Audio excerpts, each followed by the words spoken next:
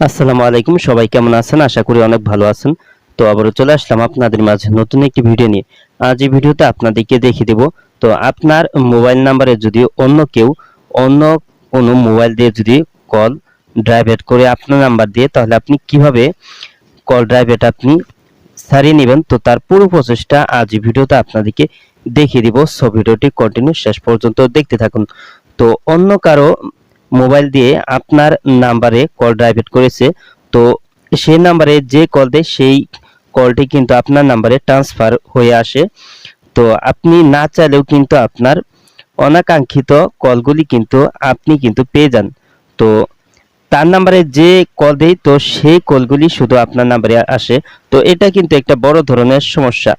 তো এই সমস্যার সমাধান করার জন্য আপনার মোবাইলে থাকা ডায়াল প্যাড অপশনে চলে যাবেন। তো আপনার মোবাইলের ডায়াল প্যাড অপশনে আসার পর এখানে আপনি উপরে ডান পাশে থ্রি ডট আইকনে টাচ করে দিবেন। তো উপরে ডান পাশে থ্রি ডট আইকনে টাচ করার পর এখানে নিচে সেটিং অপশনে টাচ করে দিবেন। তো সেটিং অপশনে টাচ করার পর এখানে আপনি নিচের দিকে চলে আসবেন। তো নিচের দিকে আসলে এখানে ব্লক নাম্বার, তো এখানে টাচ করে দিবেন। তো এখানে টাচ করার পর এখানে দেখতে পাচ্ছেন আননোন কল, তো এই সেটিংটা আমার এখানে চালু আছে। তো আপনার এখানে যদি আপনার সেটিংয়ে যদি এই সেটিংটা বন্ধ থাকে, তাহলে আপনি এই সেটিংটা চালু করে নেবেন। তো এই সেটিংটা চালু করলে কি হবে, তো তার নাম্বারে যে কেউ কল দিলে কিন্তু আপনার নাম্বারে আর কলগুলি কিন্তু আসবে না, যেহেতু তার নাম্বারে পরিচিত বা তার যে কন্টাক্ট লিস্টগুলি আছে তাকে যে কল দেয় সে কিন্তু আপনার পরিচিত না।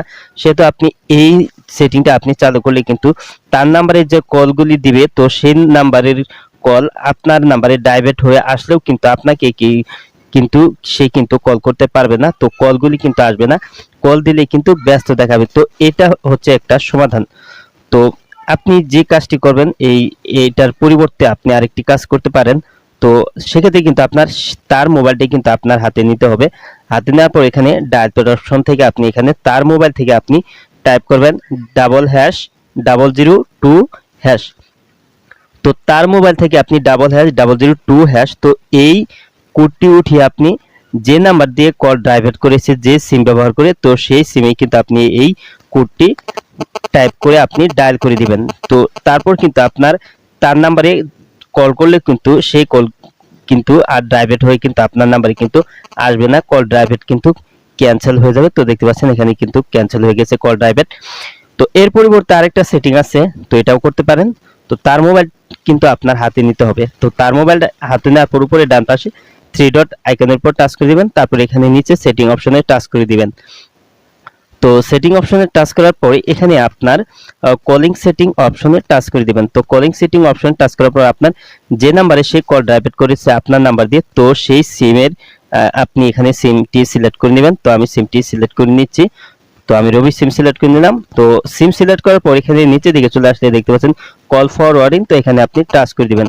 তো কল ফরওয়ার্ডিং অপশনে টাচ করার পর কিন্তু আপনার এখানে কিন্তু একটু লোডিং হবে, এখানে কিন্তু একটু সময় নেবে। তো এই সময় পর্যন্ত কিন্তু আপনাকে কিন্তু অবশ্যই কিন্তু অপেক্ষা করতে হবে। তো একটু লোডিং হওয়ার পর কিন্তু এখানে কিন্তু আপনি সেটিংটি কিন্তু পেয়ে যাবেন। তো অলরেডি কিন্তু লোডিং শেষ হয়েছে। তো তারপর এখানে দেখতে পাচ্ছেন এলিয়াস ফরওয়ার্ড, তো এখানে এই সেটিং এ আপনি টাচ করে দিবেন। তো এখানে দেখতে পাচ্ছেন এই নাম্বারটি কিন্তু আমার এই যে দেখতে পাচ্ছেন কল ডাইভার্ট করা আছে এই নাম্বারে, তো দেখতে পাচ্ছেন। তো এখানে কিন্তু আপনার নাম্বারটি কিন্তু দেখতে পারবেন। তো এখানে না দেখতে পারলে এখানে আপনি নিচে সেটিংগুলিতে আপনার নাম্বারটি দেখতে পারবেন। তো আপনি তারপর আপনি আপনার যেখানে আপনি যে সেটিং এর নাম্বারটি দেখতে পারবেন, তো সেখানে আপনি টাচ করে দিবেন। তারপরে এখানে কিন্তু আপনার নাম্বারটি দেখতে পারবেন। তারপর এখানে নিচে দেখতে পাচ্ছেন এখানে আছে টার্ন অফ, তো এখন এই টার্ন অফ এই সেটিং এ আপনি টাচ করে দিবেন। তো টার্ন অফ অপশনে টাচ করে দিলেই কিন্তু আপনার এই সেটিংটা কিন্তু ক্যান্সেল হয়ে যাবে।